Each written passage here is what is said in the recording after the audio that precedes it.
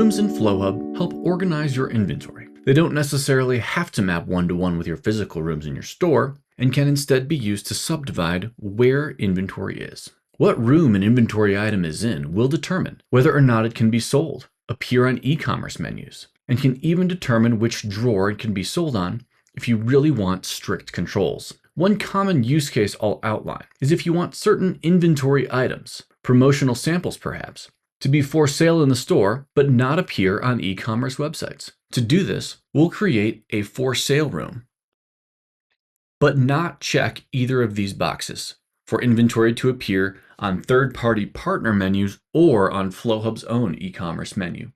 Next, we'll have to navigate over to drawers, where we'll ensure that that particular room, maybe it's the display case, is also available for sale on that drawer. Another note is that the quarantine classification for rooms can be a useful tool for segmenting inventory you won't sell. This won't automatically destroy or waste it out. That is a specific step that you'll still want to take, either by adjusting the package in Flowhub and Metric or BioTrack at the same time, or in that system directly where possible.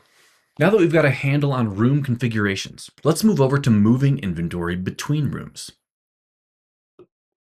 We'll navigate back to our Inventory tab, and note that when we select an inventory row, we have a button conveniently labeled Move Rooms. When we click into Move Between a Room, you'll be able to select from the room that you'd like to move inventory, if the inventory item is between multiple rooms, and then we'll select the destination room. Depending on your configurations, you may be able to move a partial quantity, or you may need to move 100% of that item should you be reporting those room moves to Metric.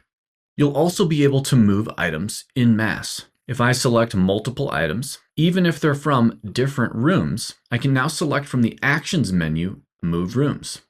I can either select to move 100% of these items to a new destination room, or I can select specific quantities of these items I'd like to move. Note that every time you move an item between rooms, you will generate an activity entry.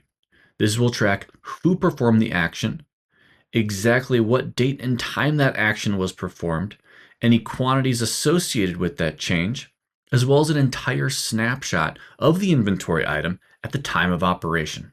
Not only are these activities available from the sidebar in the main Inventory tab, they're also available in multiple reports we'll be covering in a later video.